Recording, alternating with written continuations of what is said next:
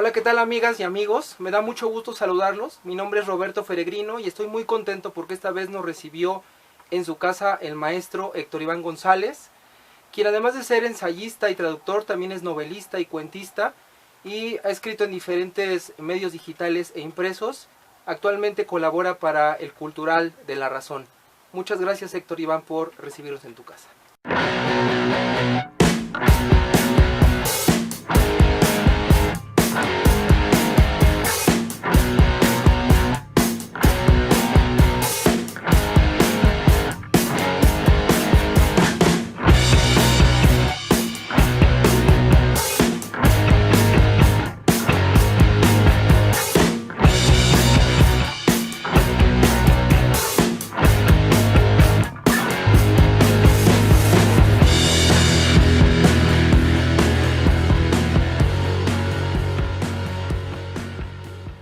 Héctor Iván, sé que tus mayores influencias fueron la maestra Pura López Colomé en el sentido de la traducción y el maestro Pepe de la Colina.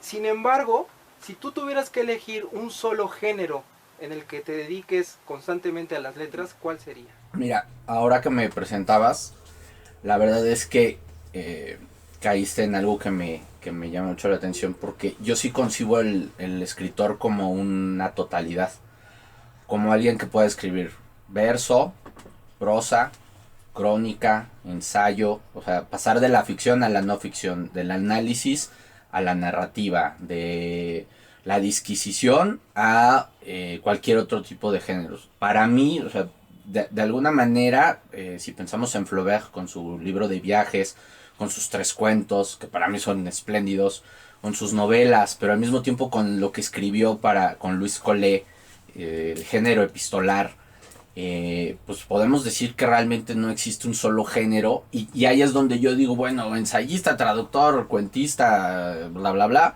no tiene tanto sentido si concebimos al hombre no en esta visión de la especialización que se usa actualmente, sino como en el siglo XIX, de una manera más general, ¿no? Igual Altamirano tiene crónica, tiene ensayo político, tiene discursos, tiene novela, y yo así me veo un poco, o sea, como en una suerte de imbricación de todos los géneros. Todos son muy diferentes, todos tienen un lenguaje muy particular, y cuando te das cuenta de lo que necesitas para escribir uno, te das cuenta de que, exacto, podrías consagrar toda una vida. Sin embargo, pues yo soy muy inconstante, soy muy distraído y me gusta entrar a todo tipo de géneros, porque así los leo, así los asimilo. O sea, yo no puedo tener un paz sin la prosa y sin el verso, o sin las cartas, que también son un género que practicó. No me digas de un Borges, que a lo mejor el único camino al que no quiso ir fue al de la novela. Pero Borges, o sea, como cronista, como traductor, como el excelente poeta y tremendo cuentista que era, cubrió todo. Entonces, no tengo una obsesión por los géneros. Me parece que somos como anfibios en ese sentido, muchos escritores. Y es triste que normalmente nos encasillen. Uno de mis grandes amigos, Cayetano Cantú, el mejor traductor de Cavafis, a mi modo de ver, sufrió mucho que le decían, es que usted no es poeta, ¿verdad? No es escritor, usted es traductor. Y la gente, por ejemplo, si tú vas a las secretarías de cultura, o si tú vas a las oficinas, a las casas culturales, tiende todo a reducirlo. Y es que es el señor poeta. Y, tiene prosa también, y se sorprenden como si fuera realmente una hazaña, cuando en realidad nacemos y como lectores, obviamente, y estamos cerca de todos los géneros todo el tiempo. Eso es lo que a mí me interesa, y por eso soy tan renuente a ser encasillado. Yo creo que ahora que van a salir estos cuentos, a mucha gente le está, como amigos, y creo que en buen sentido, como extrañando, porque dicen, bueno, ¿por qué no mejor un segundo poemario? ¿Por qué no un cuarto libro de ensayos? ¿Por qué no ya saca una de sus novelas? Entonces, eso es lo que a mí me interesa, no quedarme en un solo género. Incluso cuando en Fonca tuve la beca como novelista, muchos me decían, claro, te dieron Fonca en poesía, ¿verdad? No. Bueno, en ensayo, no, me la dieron en novela. Entonces, ese tipo de cosas, ¿no? Como salirme de las casillas, eso me parece importantísimo. y practicar todos los géneros de la mejor manera. Y te digo, son muy difíciles, son muy complicados, pero pues, si no tienes este estímulo, si no ves esta suerte como de cambio, dar el volantazo, hablabas de Pura, que lo hablaba mucho, decía golpe de timón, en todo lo que haces, pues no tiene sentido estarte repitiendo.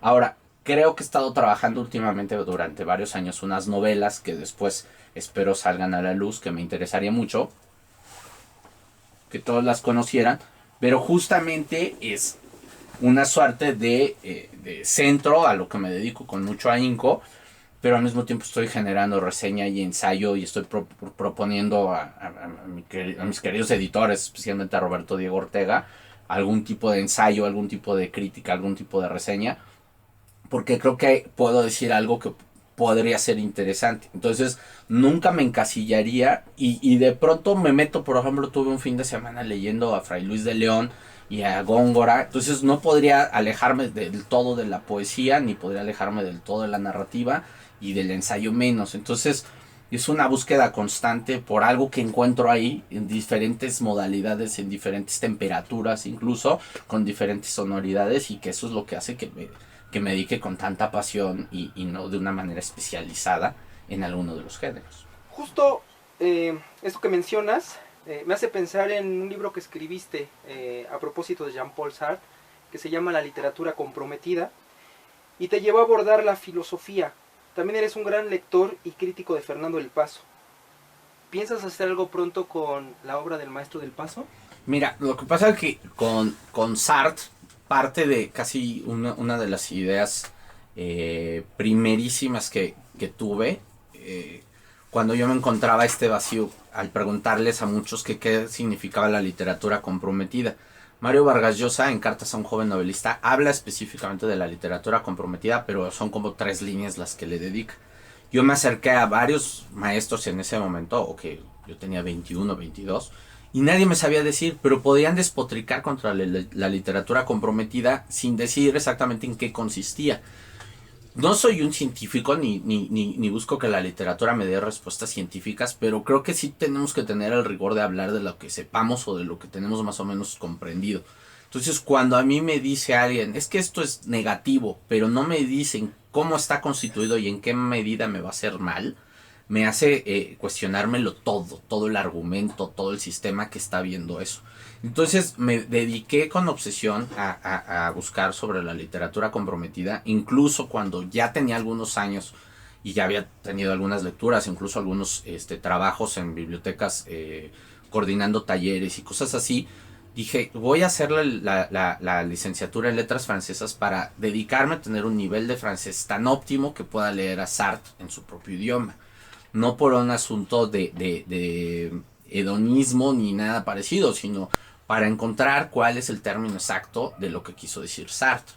Yo había leído qué es la literatura, traducido por Aurora Bernardes, y hay momentos donde es incomprensible. Mi opción fue pensar que en francés sería menos incomprensible, porque al final de cuentas siento que el traductor, como dice George Steiner, al traducir tiene que entender.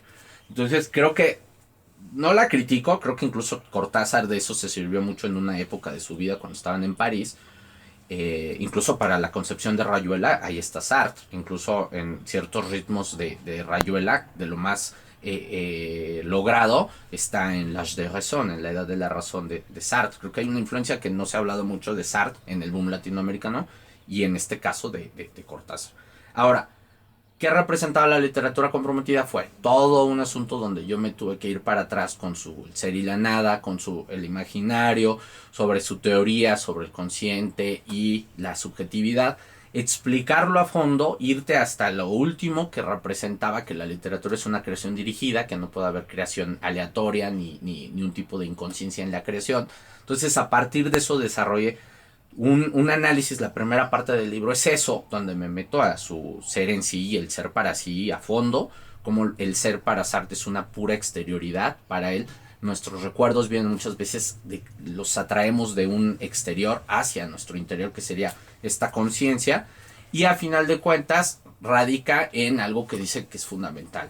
No hay creación inconsciente, no hay inocencia al crear. Luego entonces somos responsables, aunque no queramos, de lo que escribimos y obviamente de nuestros actos. se va desarrollando muchísimo más amplio todo el tema. Y a final de cuentas llego a preguntarme quién sería para Sartre la literatura comprometida, y esa sería la generación perdida de Estados Unidos.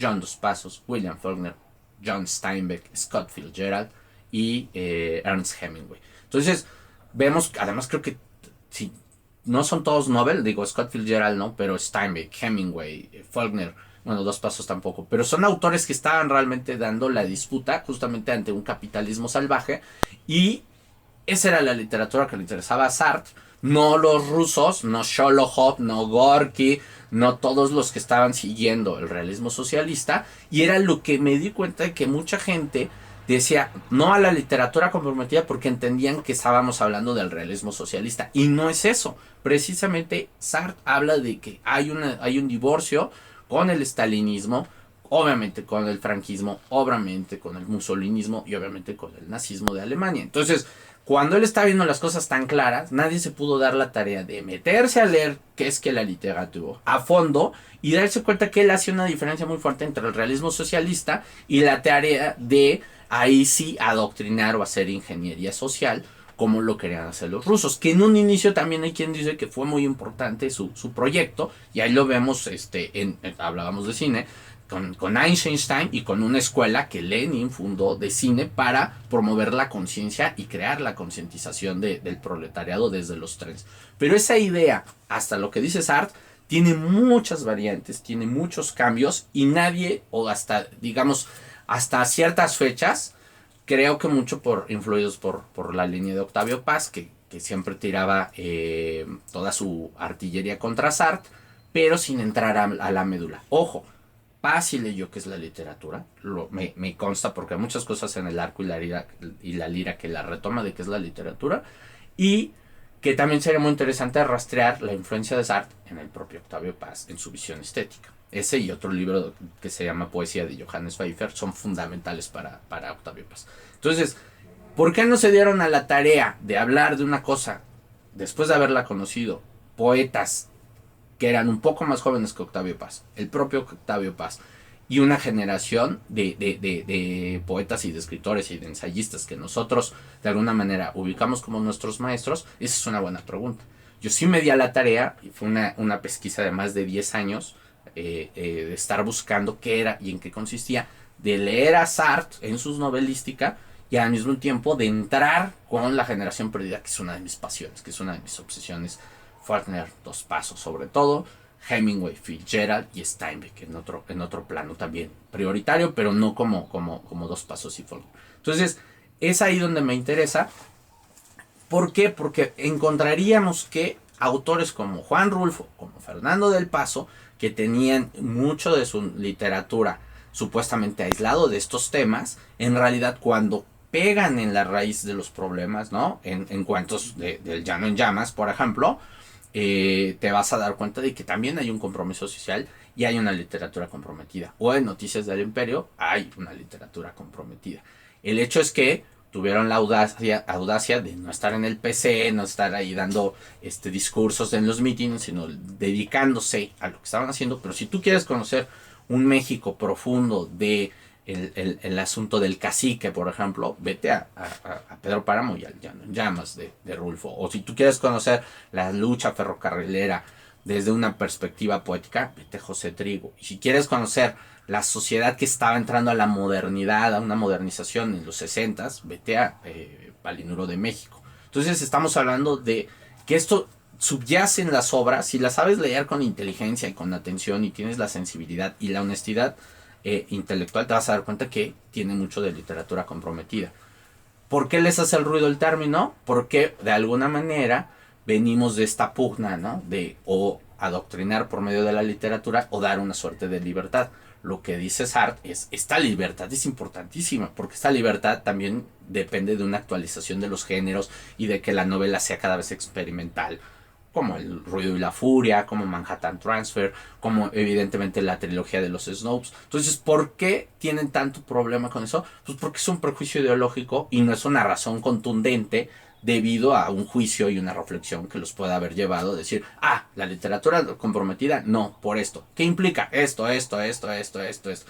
Por eso. Pero no, dieron el carpetazo, dieron la puerta, el azotón, y creo que ese libro, que me tardé bastantes años de investigación y otro rato de escritura, tenía la intención de eso, o sea, no sé a qué nivel pueda aportar, pero lo que yo quería era en qué consiste realmente para descartarlo. No, no estoy diciendo que sea la panacea ni que tengan que ser todos los escritores comprometidos, pero por lo menos que sepamos en qué realmente consistía, así como lo veía Sartre. Hay otras versiones, hay la versión latinoamericana de la literatura comprometida, incluso la poesía para Sartre dice que no hay que comprometerla, cosa que no dicen. Por ejemplo, en los primeros capítulos de ¿Qué es que la literatura? Habla muy claro de eso y de sus argumentos. Entonces, ¿por qué descartamos algo que el propio Sartre no dijo?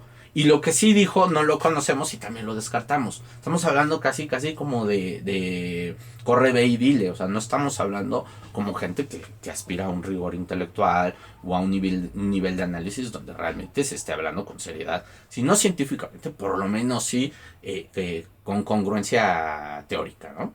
Sobre el paso, hay otra tarea que me interesaría mucho, pero ese creo que sería con fines académicos, porque sería hacer un análisis de Noticias del Imperio a partir de toda la totalidad que implica Noticias del Imperio y que lo hermanaría de cierta manera con los intereses del boom latinoamericano. Del Paso está aquí, no se le relaciona con Casa del Lago, no se le relaciona con Juan García Ponce, ni con Elizondo, ni con José de la Colina, no se le relaciona con Ibargüengoitia, no se le relaciona tampoco con el boom, o sea, no está en la plana de Vargas Llosa, García Márquez, Donoso, Cortázar, Fuentes. Es un satélite aparte. Sin embargo, pues no estaba totalmente alejado de los principios del mediados del siglo XX, donde la literatura se quería hacer una literatura total, una novela total, una novela catedralicia, una novela, como decía Balzac, que fuera la vida íntima de las naciones. No está alejado de tratar de hacer un mosaico general de lo que fue la intervención francesa de una manera objetiva, pero al mismo tiempo lúdica, estética, artística. Entonces, ¿por qué esa discusión no se ha dado, ¿no? Porque esa discusión entre la literatura del boom y Fernando del Paso no está del todo asimilada. Son como tareas que afortunadamente el tiempo nos ha dado, porque hace 10 años no se hablaba con esta fuerza de Fernando del Paso, ahora afortunadamente sí. Y me parece que es una tarea pendiente de cositas que hemos dejado para fechas posteriores, pero creo que es el momento de entrarle y discutir a fondo. Me gustaría trabajar después a Noticias del Imperio, especialmente porque es la novela más enigmática, más atrayente, más apasionante y más total que yo encuentro que escribió el maestro. Héctor Iván, hace ratito hablaste sobre cine. Tengo entendido que es una de tus pasiones. De la que supongo pudo ser heredada por el maestro Pepe de la Colina y que diligentemente has cultivado recientemente. No sé si esté en lo correcto. No, hay una variante. Yo quiero mucho y admiro mucho a un actor que ese sí fue fundamental en mi vida, que es Arturo Beristain. Él, de alguna manera, creo que entra por dos lados. Por un lado, leer a Cortázar te implica como entrar a un mundo cultural muy importante, ¿no? Ya sea Rayuela, Las armas secretas, Final del juego, o sea, todo el tiempo están haciendo algo artístico, algo están escuchando o están viendo una película importante, ¿no? El cine de autor sobre todo. Entonces, por ese lado, rompo un poco con la tradición de mi familia, rompo un poco con la cultura de mi entorno y me empiezan a interesar otros tipos de música, otro tipo de cine, otro tipo de ya no se diga libros, porque libros no leían, pero digamos que sí empieza el arte plástico, por ejemplo, es algo que visito mucho o que me es importante. Y cuando conozco a Arturo Beristain es realmente un don de la vida que tuve, porque nos hicimos muy amigos, incluso de su hija Natalia Beristain y de Camilo Beristain.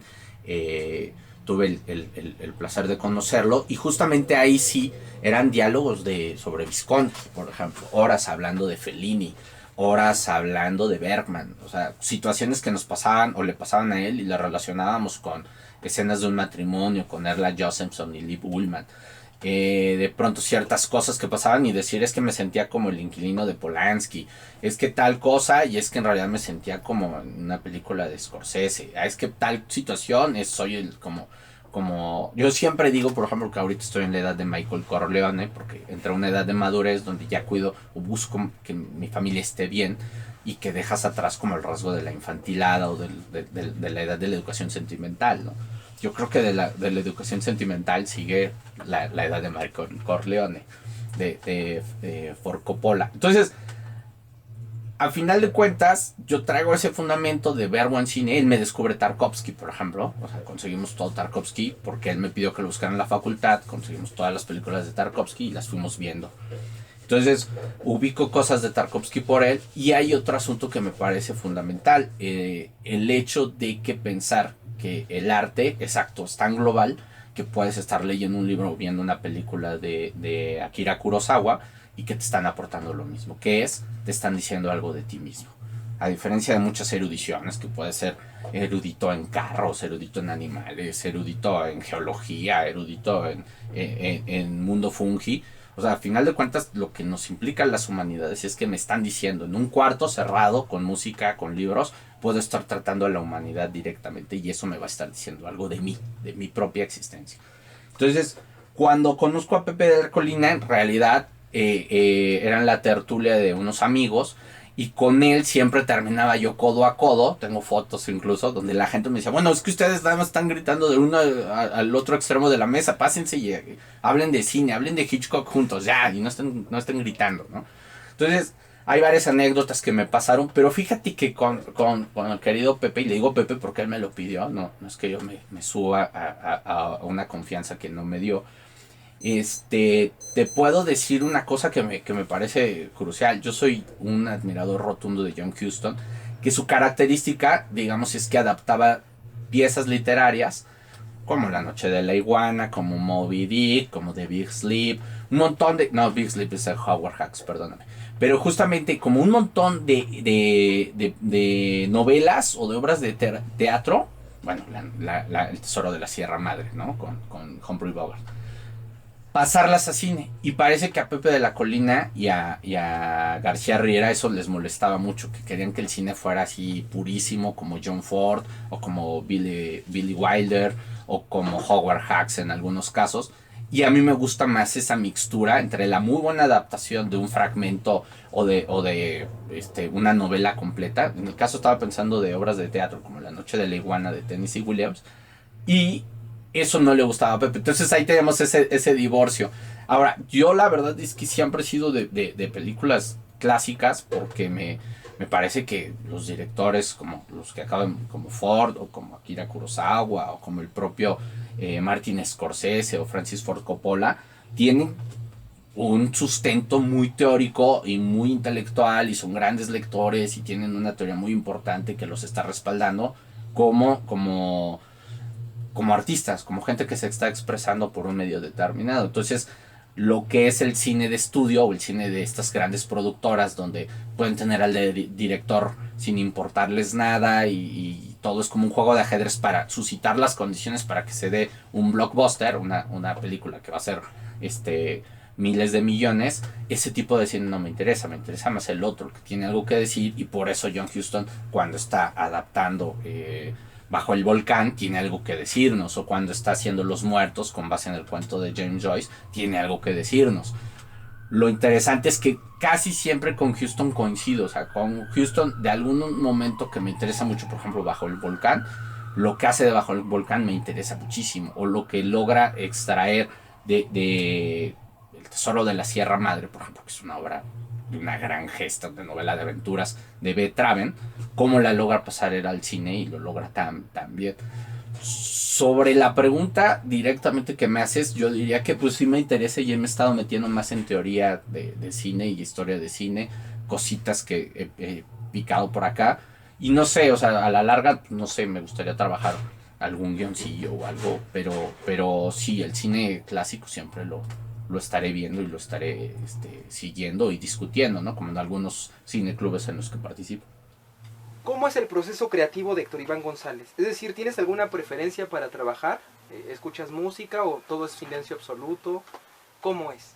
Tiene que ver mucho con, sobre todo con la calle, porque yo camino mucho y ando mucho en transporte y camino mucho de noche. Entonces, ahora digamos que yo siempre estoy tomando notas, tengo muchos cuadernos y escribo mucho a mano. Soy alguien que sí prefiere escribir a mano que a computadora. Escribo mucho en bares, mucho en cafés. El ruido de los bares y de los cafés nunca me ha molestado para poder concentrarme.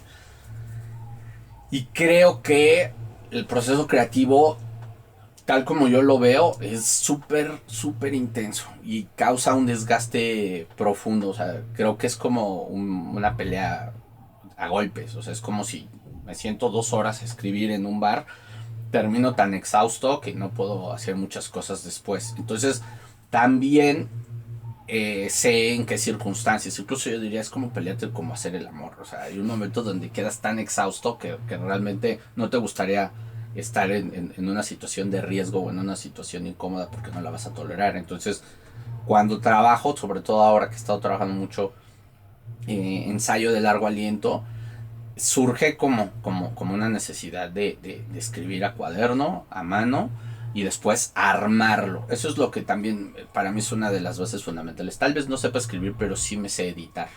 Entonces no soy alguien que escriba de primer golpe una cosa importante o que me satisfaga, sino que la voy armando y la voy armando y la voy armando. Un tiempo fui editor de una revista y aprendí un montón porque ahí me di cuenta que objetivamente que puede servir y que no, que es publicable y que no, que es más importante ya cuando tienes tu publicación, que le vas a dar el espacio central, ya que lo vas a dejar como casi un postre, que lo vas a dejar como una entrada y que lo vas a dejar como una ensalada. O sea, justamente eso sí es una de mis obsesiones, el hecho del tempo, como en música clásica o como en música, como en jazz, tiene una razón de ser que es precisamente estar tocando la nota adecuada en el momento adecuado. Entonces, creo que mis textos organizan un todo. Creo mucho en la teoría así como de un punchline o como una de sucesión de que el escritor va seduciendo a su lector, lo va llevando por donde quiere y le va dejando pequeñas pistas a lo largo para que de alguna manera al final en su mente se arme toda la historia. Eso sí lo tengo muy claro y lo persigo en Faulkner y en algunos del boom, sobre todo en Vargas Llosa, que es que te van dejando pistas, pistas, pistas, y al último, cuando tú terminas el recorrido, tú eres el que conforma todo el paisaje y te das cuenta de la luminosidad de ese paisaje. Entonces, soy alguien que el proceso creativo lo ve lentamente, pero a la larga. O sea, veo como hacia dónde quiero llegar, pero me voy fijando muy bien en no tropezarme. Entonces, soy al mismo tiempo como una especie de geógrafo, pero al mismo tiempo voy con un cuenta hilos, buscando poco a poco hacia dónde quiero llegar. Uno de tus trabajos de traducción más reciente fue Monarcas. Es una novela escrita a 4 manos entre Sebastián Rutés y Juan Hernández Luna, culminada por Rutés para el Fondo de Cultura Económica. ¿Qué retos representó para ti y cómo ha sido recibida la novela? Bueno, la verdad es que uno cuando se pone a traducir es como el papel secundario, si no es que terciario, en una producción editorial, porque no es tan relevante para ellos. Sin embargo, para mí sí fue como importante trabajar y yo tengo, bueno, yo dije que yo tenía hay dos versiones, que es la traducción como el que busca de los fenómenos de la lengua extranjera hacerlos llegar a la lengua meta o a la lengua la propia. Entonces, si traduces el Ulises de James Joyce, pues no vas a traducir palabras combinadas que hace Joyce de una manera simple. Vas a tener que buscar un poco que también en español tenga palabras combinadas. Lo que le pasó a Joyce, por ejemplo, es que lo traducían como españoles y él en realidad estaba burlándose del acartonamiento. Entonces no puedes hacer una traducción acartonada de un libro que rompe el acartonamiento. En el caso de la otra versión es que tú mismo trates de acercar a la lengua, digamos, de la posibilidad de, por ejemplo, el Ulises, sería tratar de que no juegue tanto, sino meterla a el espacio de la lengua de donde va a estar. Entonces, de una situación más creativa, que sería la primera versión. Esta trata de ser más formal y más exacta y más puntual e incluso menos lúdica. Mi versión de la traducción es tratar de hacer que suene como si fuera en español que fue escrita o pensada esa obra literaria. No es mía la idea, ya la encontré en Fray Luis de León, que en su obra poética también incluye traducciones de Ovidio, de Horacio. Entonces justamente él lo dice, o sea, que suene como si fuera con espontaneidad pensado por gente en español, no en latín. Yo no sé de dónde la encontré, a mí se me hizo muy simpático. Sí tomé el seminario en la carrera de traducción y me acerqué a la teoría de traducción incluso de Ortega y Gasset, de Alfonso Reyes, de Octavio Paz, de Tomás Segovia, del propio George Steiner. Es muy vasto, ¿no? El campo. Sin embargo, yo traté de que fuera, al contrario de ahora lo que estamos padeciendo, que son las traducciones madrileñas o muy peninsulares, traté de que fuera muy amplio el espectro, que las expresiones idiomáticas no se quedaran solo en México DF, ni que gozaran de un tipo de color local de ninguna región, sino muy amplio, pero que sí fueran pensadas en...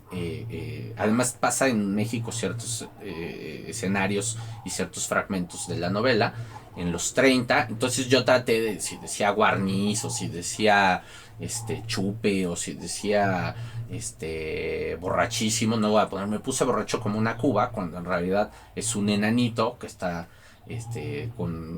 muy cerca de los años 30 en Coyoacán, ¿no? Entonces más bien buscas la palabra exacta, como quería Flaubert, para hacer este cambio. Me interesa mucho la traducción del francés, no traduzco del inglés ni de ninguna otra lengua, pero del francés me interesa mucho porque precisamente siento que tiene una agilidad, siento que tiene un ritmo y siento que tiene una expresividad que yo desde siempre he admirado y incluso por eso estudié esa lengua, por eso me interesa tanto. Y he traducido también a Philippe Lelaprune unos ensayos sobre escritores extranjeros que vinieron a México y siempre ha sido o siempre he tratado que tenga cierta espontaneidad la traducción, o sea, que no suene a traducción, que no suene ni acartonada, ni ningún tipo almidonado, sino buscar esa espontaneidad. En el caso de Monarcas, pues fue interesante porque el lenguaje de francés que yo aprendí en la facultad y que he estado leyendo con posterioridad, ya no tiene nada que ver con el francés contemporáneo de 2020. Hay unos cambios así brutales, frases que ni te imaginas, sobre todo en expresiones idiomáticas, que de pronto puedes decir algo y ni te imaginas que era eso. Y fue padre trabajarlo con el autor. Me gustó mucho, fue muy interesante. No es un autor que particularmente me llame la atención. Creo que hay otros autores contemporáneos franceses como Pierre Michon, que me parece sublime, que yo sí diría que me encantaría traducir en algún momento. Y traté de hacer en un ensayo que después fue publicado una traducción de él. O autores, no sé, se me ocurren muchos, como Céline, por ejemplo, que también es otro autor que me fascinaría traducir, pero precisamente surgió de una búsqueda del fondo, de que yo tradujera esa novela, lo hice, fue muy interesante y creo que ahí va la novela, le está yendo bien, creo que he tenido espacio, parte de una teoría muy interesante, que si la modelo para el Blancanieves de Walt Disney fue una espía nazi que fue enviada a Estados Unidos, porque tú sabes que había una relación entre Walter Disney con Goebbels y Leni Riefenstahl, la gran documentalista alemana, y al mismo tiempo se daban cuenta, hablando de literatura comprometida, de que por medio de las películas de Disney entraba mucha ideología a las casas y al seno del hogar, a los niños. Entonces que por ese medio Blancanieves es una película muy influida por la cultura aria. Entonces por eso son unos enanitos que tienen tarros alemanes y que al mismo tiempo pues hacen cosas como si fueran teutones prácticamente.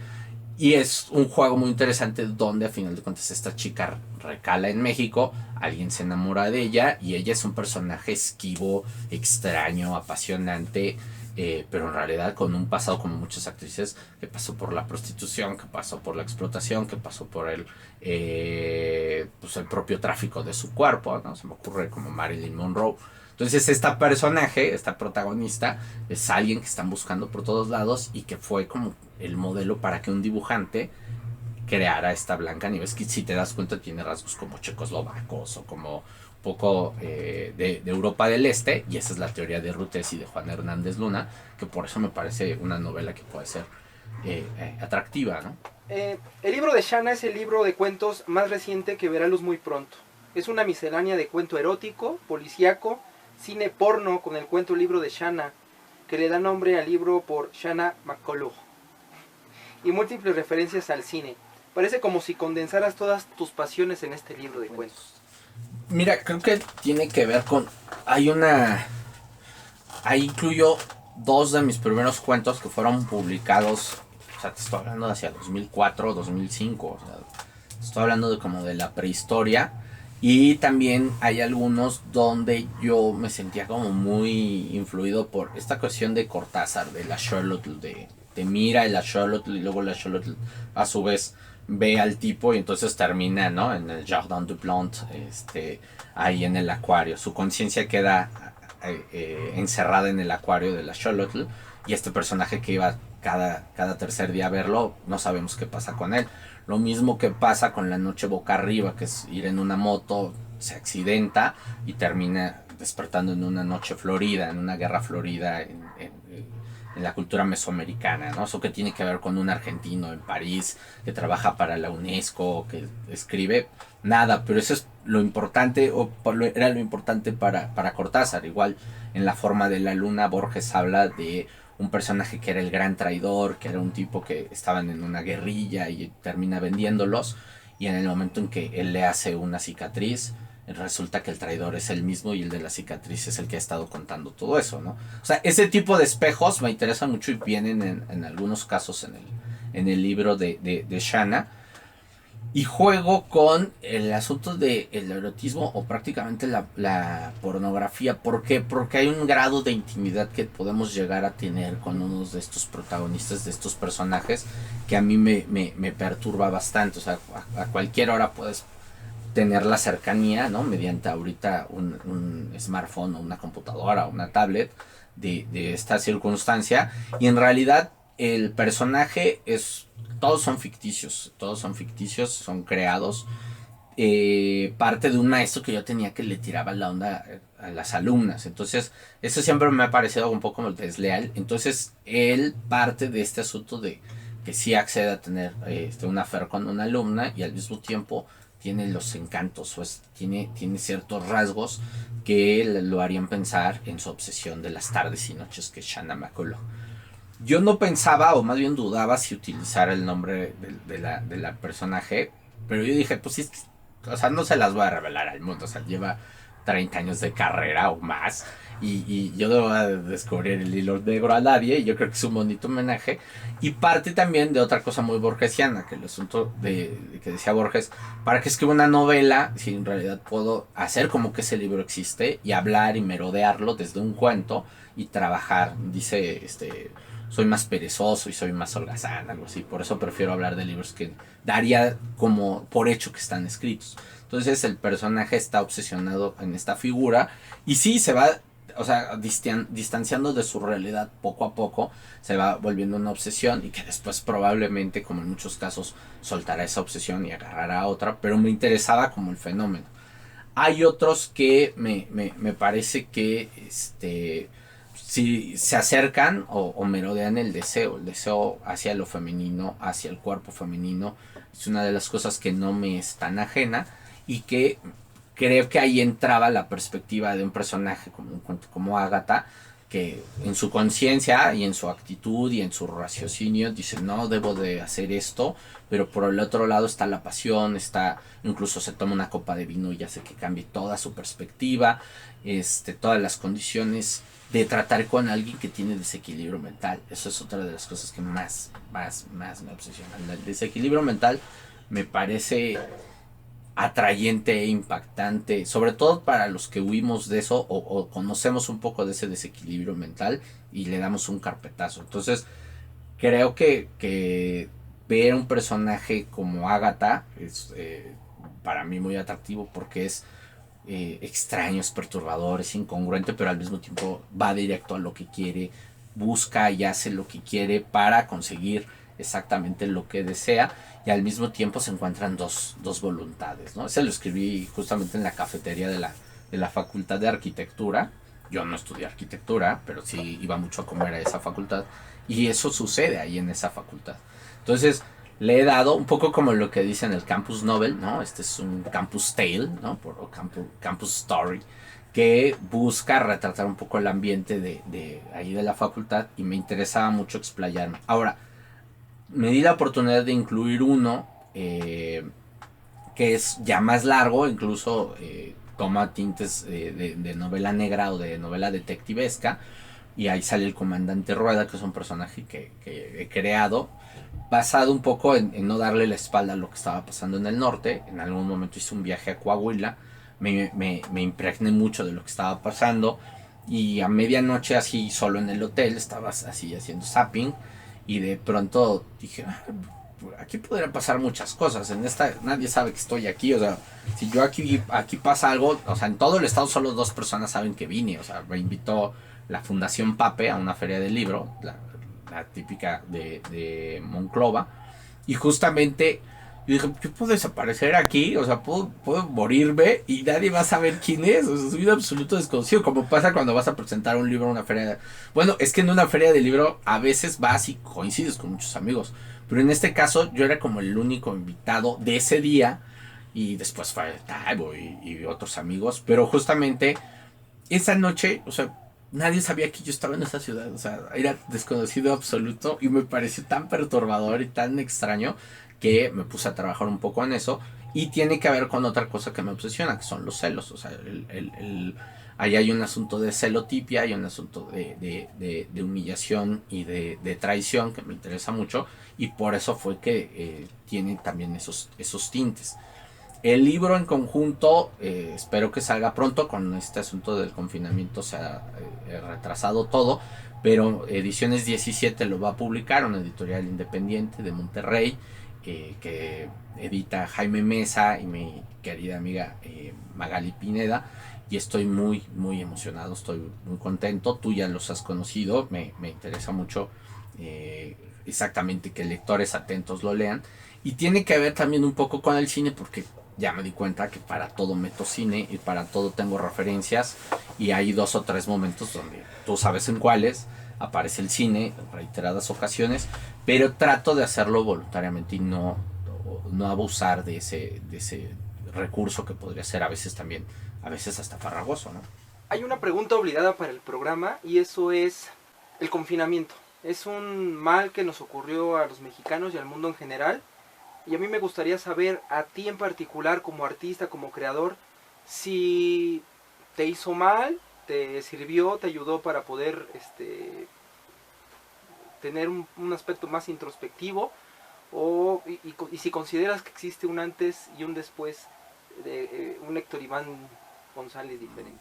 Mira, hay un asunto que coincidió, que me daban la luz verde para el libro de Shana. Justo la editorial me daba el contrato para que saliera. Entonces yo estaba muy contento al inicio del confinamiento, estaba con una pila muy padre. Estaba yo como en un asunto de, bueno, yo sí sentí como que toda la conducción y todo lo que estaban haciendo el gobierno estaba mal hecho y mal encausado, porque no puedes empezar como a medio cerrar la puerta cuando viene una pandemia, sino debería haberse cerrado totalmente. Seguían llegando vuelos de países donde, como Perú o Centroamérica, donde seguía dándose muchos casos. Creo que no se tuvo la seriedad de la dimensión que esto iba a conllevar, y casi soy sincero, yo sabía que íbamos a llegar hasta estas fechas con este mal. O sea, no se lo tomó en cuenta, los grasejos, las declaraciones y todo eso daban a entender de que no lo estaban tomando muy en serio. Tuvimos muchísimo tiempo, y al final de cuentas pues estamos como si nos hubiera caído de sorpresa. Tuvimos 3 meses de antelación, ¿no? Entonces yo entré como muy contento al confinamiento, con cierta medida de precaución y de sentirme, bueno, estoy haciendo ejercicio, me alimento bien, soy una persona joven, no entro en el rango de peligrosidad, pero pues mis papás sí tienen entre 67 y 77 años, entonces ese es el asunto, que mis papás eran más importantes, entonces no los vi el día de mi cumpleaños, no los vi el día de las madres, ya fuimos poco a poco, soltando un poquito las tantas precauciones, que no está tan bien. Sobre el asunto artístico, creo, o bueno, la creación y todo eso, yo me traía mucha pila y entonces me puse como a revisar a mucho cuento. Me leí libros de cuento de Eric Nepomuceno, que es un escritor brasileiro que publica Almadía. Le di un repaso a Foster Wallace, La niña del cabello raro, incluso cuentos de Walter Benjamin, que son muy buenos. Italo Calvino, con Los amores difíciles, que es un libro totote de cuentos, es una belleza de libro. Peter Stamm, el cuentista alemán, ¿no? Detrás del lago. También me leí el libro de Agua Corriente, de Antonio Ortuño. Obviamente la Biblia Vaquera, de Carlos Velázquez. Muchas cosas. Lucia Berling, con manual para las señoras de limpieza.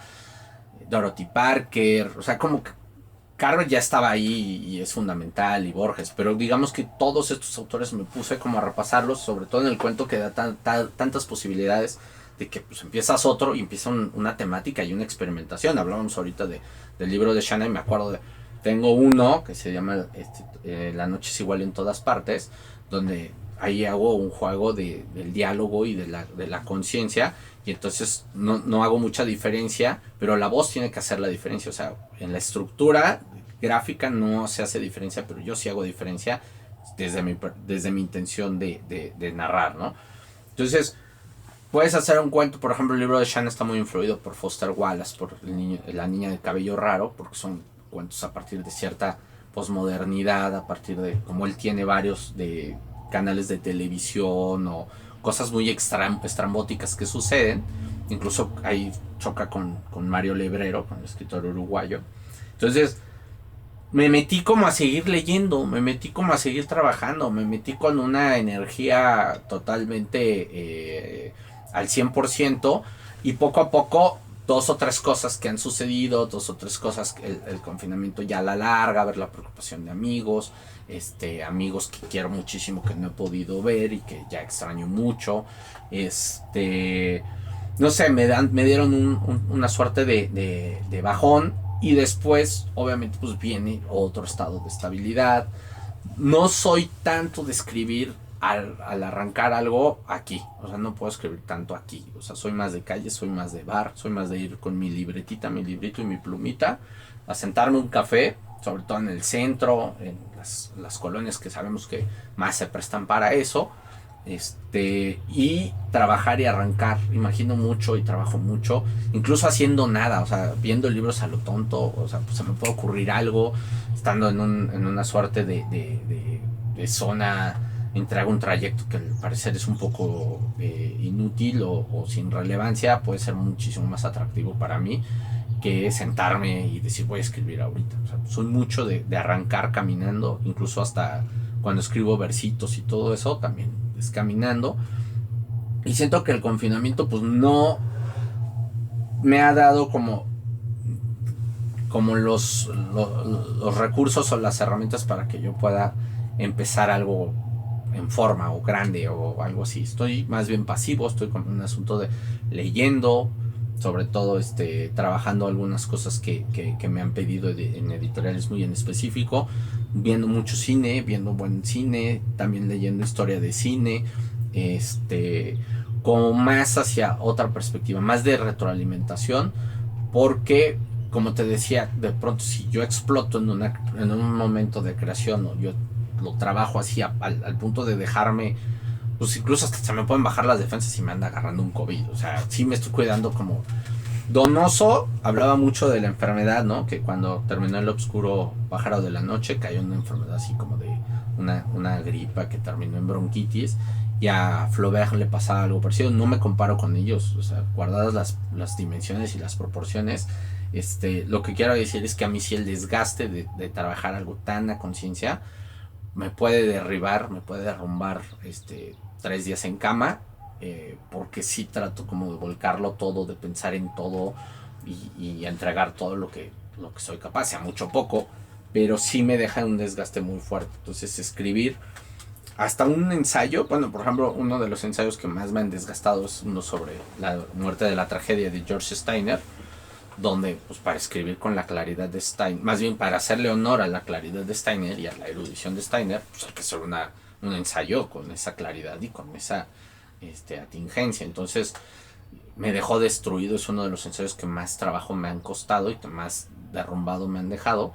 Y a final de cuentas, la cuestión es que hasta sea el texto más chico que publicó una vez en La Jornada, sobre un librito que ahí está, Puertas del Infierno, me dejó knockout, pero fue de una claridad que yo me exigía a mí mismo y de decir lo que yo quería decir. Entonces el confinamiento no es como el espacio propicio para poder crear ni para poder trabajar, sino que es como un asunto que además todos sabemos que algo está pasando ahí.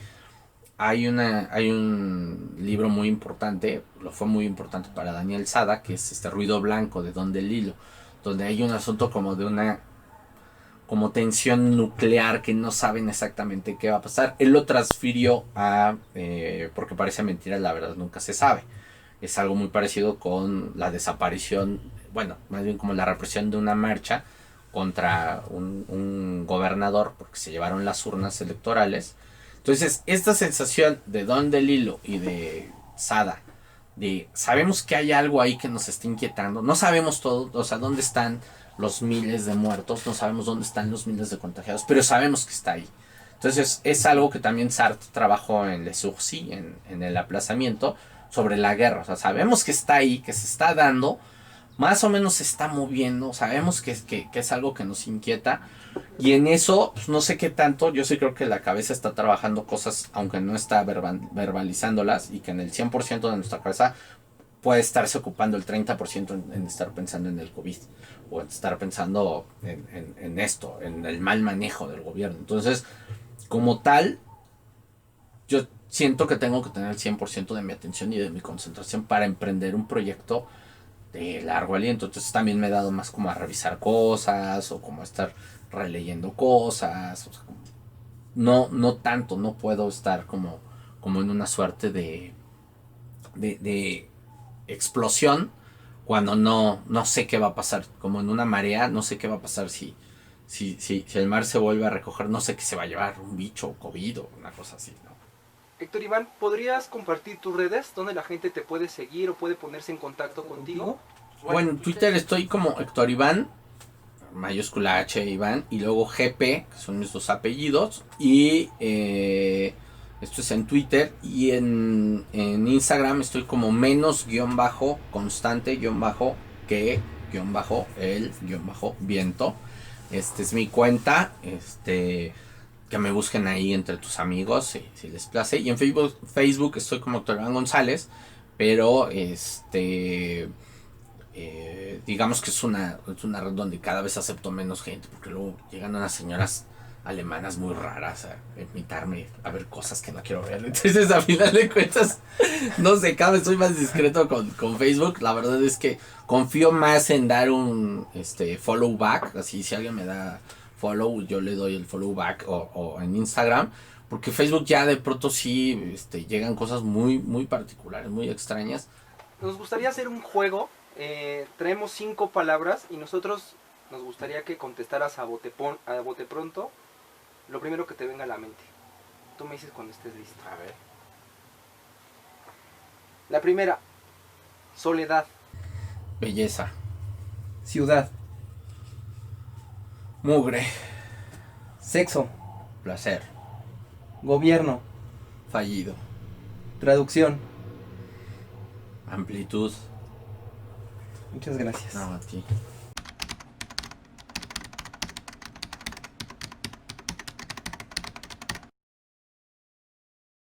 Del libro de Shanna, de 17 editorial, Ágata. Aún tenía impregnado en la piel su perfume.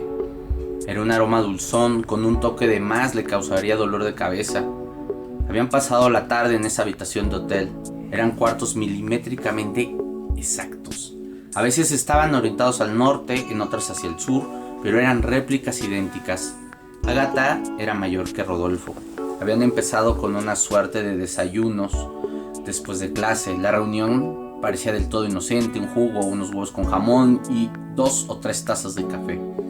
Había en ella algo de sorprendente. Su rostro era todo menos un rostro típico. Al contrario, llamaba la atención de cualquiera que la viera. Era originaria de Jalisco. Tenía un aire de extranjera, ojos claros, una piel de seda blanca. Su cabello se encrespaba y era anaranjado con destellos rojizos. La primera vez que salieron, Rodolfo tenía novia y se contuvo de hacer cualquier tipo de insinuación. Se mantenían en un tono casi pedagógico, tutorial, pero al poco rato pasó al baño, se mojó la cara y se vio al espejo y, siendo franco consigo mismo, lo admitió. ¡Qué mujer! ¡Qué suerte de salir con esta mujer!, se decía una y otra vez. Algo había en ella que no lo dejaba tranquilo. Las cosas con Sofía iban bien, pero Ágata era una nueva oportunidad, una nueva experiencia. A él le gustaba pensar que podía seducir a una mujer. Intentarlo le hacía temblar las piernas y castañetear los dientes. Después del primer año con Sofía se dio cuenta de que empezaba a perder reflejos para hablarles a las demás chicas. Ágata facilitaba todo. Era alegre, comedida, lo ayudaba a encontrar el tema de conversación y sobre todo tenía esa manera de hablar. Es difícil de describir, pero al recordarla, uno podía ver en Ágata una suerte de selección malévola de las palabras. Siempre usaba el término, el giro, el tono, aunque fuera por mensaje de texto, que lo ponía a temblar. Era un talento natural en ella, una suerte de tendencia a decir mucho con muy poco. La primera vez el mensaje fue contundente. Le llegó al salir de clase al día de su cumpleaños. ¿Vas a invitar lechita caliente con tu pastel? El mensaje había llegado así, sin firma, sin ningún tipo de nada. ¿Una broma? ¿Un hombre? ¿Qué había detrás de ello? No contestó. Después llegaron un par de mensajes más. ¿No me vas a contestar si va a haber algo calentito para comer? Parecía hasta un poco soez la manera de escribir, pero Rodolfo empezó a sentir que era ella, Ágata. Tenía algo de delicioso llegar tan lejos tan rápido, usar una falsa inocencia para acercarse tanto, o simplemente decía algún tipo de disparate, un disparate alentador, desde luego, que ella contestó. Después había intentado responder el mensaje con un simple hola, ¿quién eres? A lo que ella contestó, soy Ágata, ¿no me reconoces? Era algo inaudito, ¿cómo podía reconocerla si nunca intercambiaron números? Ella obtuvo el suyo de quién sabe dónde. Rodolfo sí sabía de dónde, pero no quería buscarle lógica a algo que no lo tenía. En otra ocasión, ella había sido insistente en que debían desayunar porque había sido su cumpleaños.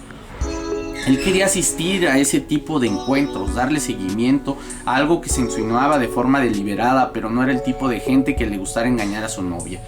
Buscó la manera de evitarla. Fue tanto el afán de Ágata que empezó a sentir miedo o un anuncio de premura por lo que ella realmente buscaba. ¿Un acostón? ¿Una pareja? ¿Ser amantes? ¿O solo sacarse la espina ante la negativa inicial? Al parecer quería todo. No estaba acostumbrado. Rodolfo no era un tipo guapo, ni siquiera era atractivo a ojos vista. Era más bien un muchacho promedio que estudiaba arquitectura, que no estaba peleado con las ideas y que podía desenvolverse con cierta elocuencia. Ella atendía en la sucursal de Lumen en la facultad. Se había hecho amiga de varias chicas y empezó a ser invitada a algunas conferencias. Tenía ese aspecto extraño de quien no ha resuelto muchas cosas en la vida. Al parecer había hecho la carrera de administración, pero era bastante nula para la escritura y para expresar ideas serias. Los mensajes de texto y correos que había recibido Rodolfo siempre llevaban faltas de ortografía, hilarantes, a veces bochornosas. Hay por ahí, empezar con Z, y nunca le ponía la ñ a año. En un momento las chicas la tildaron de ser una burra. Algunas eran más indulgentes y no la tomaban en serio cuando decía cosas erróneas.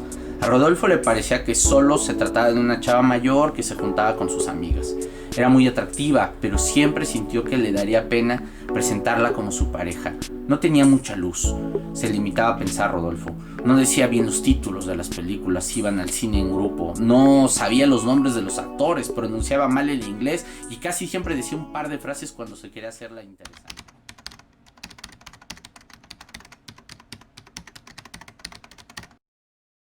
Y ahora, desde la cocina de Héctor Iván González, nos va a presentar sus joyas literarias. Muchas gracias, Héctor Iván. Querido, muchas gracias a ti. Bueno, la verdad es que hay una definición de joya literaria que tiene que ver con esto que les voy a mostrar, y que es, hay una colección en Francia, en Gallimard, que se llama De la Pléiade, donde de alguna manera se reúnen los maestros, las obras maestras de la literatura. Normalmente son obras completas o que aspiran a ser obras completas, obras reunidas. Parece ser que fue ideada por Gaston Gallimard, el fundador de la editorial, y que la estuvo coordinando un tiempo Raymond Queneau, este extraordinario novelista y poeta de l'Oulipo. Y justamente tengo varios tomos por ser francófono y por ser francófilo, y pues son la joya que yo diría se amalgama para hacer una misma joya. Puede ser que sea un poquito redundante, pero pues sí me parece importante tener, por ejemplo, la obra completa de Baudelaire, ¿no? En 2 tomos, incluso con su correspondencia, que tengo también por allá. Trabajado mucho Sartre, la obra novelística, que es un tomo nada esbelto. Aquí viene todo su trabajo con estudios. Un álbum Sartre, que estos te los regalan cuando compras varios libros en París. Cuando compras varios libros de la Pléiade, creo que de 3 en adelante, el año nuevo te regalan uno de estos. Entonces hay muchos álbumes. Yo tengo el de Sartre por obvias razones. También para mí es una de mis cosas favoritas, Los Miserables, Notre-Dame, Les Travailleurs de la Mer, ¿no? Los trabajadores del mar. Y me obsesiona Hugo. Hay uno que es muy extraño, pero se ha puesto de moda últimamente porque Acantilado lo publicó, que es Chateaubriand, Memorias de Ultratumba. Aquí están los 2 tomos. Una novela de memorias interesantísima sobre la época de los Borbones, que aquí Chateaubriand empieza a escribir después de que fueron desterrados los Borbones y decapitados en su momento. Y es muy nostálgica esta obra, pero pues es una obra maestra. La Guerra y la Paz de Lev Tolstoy, pero traducido por Henri Mongol. Me está encantando, este es el libro que estoy leyendo ahorita, me está encantando su versión. No puede faltar, ¿no? Platón, tengo 2 tomos. Y hay 2, bueno, el caso de Apollinaire, de Apollinaire y de Rimbaud, dos poetas finales del siglo XX, inicios del siglo XX. Esta es interesante porque se supone que venían 2 poemas y una carta, Les Lettres de Maréchal Pédechèvre, pero al final de cuentas ya descartaron que Pédechèvre fuera de Rimbaud, y también otro poema que viene aquí que se llama Poisson Perdu. Ya los descartaron, entonces esta es una edición que ya fue superada. La Pléiade ya sacó otra de Rimbaud, donde ya no están estos temas. Un novelista súper maldito, Louis Ferdinand Céline, con esta trilogía de Casse-Pipe, Guignols van 1 y 2. Esto de alguna manera se basó mucho Fernando Vallejo para Entre Fantasmas. Si se acuerdan de Entre Fantasmas, que empieza con muchas onomatopeyas sobre el temblor del 85, en Guignols van empieza con onomatopeyas, así, sonidos estridentes, estruendos, cracks, así. Empieza porque en el Guignols Band surge el bombardeo a Londres en el que estuvo Céline. Entonces este es un poco el padre de Fernando Vallejo. Y hay un guiño extraño, esta novela del siglo XVIII, El sueño del pabellón rojo, de Cao Shueqin, que no leo chino, entonces me interesaba mucho entrarle.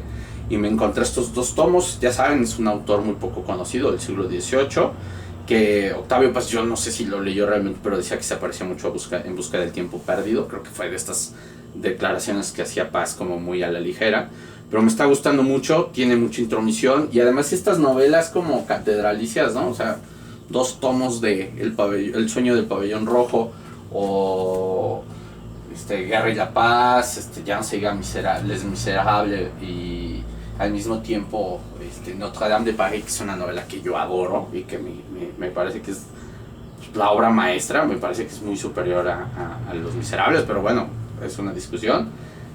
Los tengo acá. Entonces estos tomos como de la Pléiade que te hacen sentir como que tienes el todo, son como mis 2 joyas. Bueno, todo esto es parte de mis joyas. También tengo algunas cosas de Conrad, algunas otras cosas de Stendhal, pero estos son los que tienen las fotitos. Entonces la imagen, ¿no? De la Pléiade con sus cajitas, cuando me los traían de Francia y los tocaba, yo sentía así que estaba tocando el Paraninfo. Y les quiero enseñar dos joyas más así para acabar y se van a justificar muy claramente. Es el traductor de Salvador Benezra, me parece que la mejor y la novela más importante de finales de los 90. Trata de un asunto en un periódico, bueno, es una editorial, pero en realidad Benezra está hablando de una liquidación que hubo en el periódico argentino Página 12. Es importantísima esta novela, y Benezra no alcanzó a ver esta publicación porque se suicidó antes. Estaba tan deprimido por tantos intentos que hizo para publicarla, y tenía un síndrome de esquizofrenia muy marcado que se aventó del 7º piso de su edificio. El bio de Gandolfo lo prologa y cuenta la historia de Benezra. Ya después yo escribí otros textos y ya hay un documental sobre Salvador Benezra. Me parece la obra en español más importante de los últimos 30, 40 años, sin duda. Y José Trigo es muy bonito y muy representativo para mí porque el maestro del Paso me lo dedicó de una manera muy especial. Y no es el autógrafo, yo ya había tenido algunos autógrafos de él, pero dice: para Héctor Iván, con mi agradecimiento, pero la letra está muy mal porque él acababa de sufrir una isquemia cerebral y tenía paralizado un hemisferio todo un lado del cuerpo, y su escritura pues está mermadísima por esa isquemia cerebral. Y fue durante un homenaje que le hicimos en el Palacio de Bellas Artes, junto con Giuliana Dal Piaz, su traductora al italiano, José de la Colina, Hugo Gutiérrez Vega, y moderó la mesa Héctor Orestes Aguilar. Entonces Paulina del Paso me contactó para que habían leído un ensayo mío sobre su padre y me invitó al homenaje. Y ese día, la verdad, fue uno de los más importantes de mi existencia. Leí un texto inédito y lo hice frente al maestro. Entonces cuando él me lo dedicó, dice: con mi agradecimiento, y uno preguntaría por qué, pues me estaba agradeciendo que haya participado en su homenaje, imagínense. Y ya de ahí se hizo una amistad muy bonita hasta que murió. Esos serían mis tesoros. Desde la cocina de Héctor Iván González, Roberto Feregrino. Muchas gracias.